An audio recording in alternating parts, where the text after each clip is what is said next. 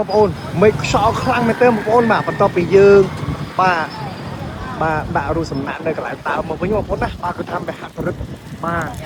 តែគ្រុតបងប្អូនបាទគឺថាសម្ដែងរត់ខ្យល់បក់ខ្លាំងមែនទេបងប្អូនបាទនេះបក់ខ្លាំងមែនទេ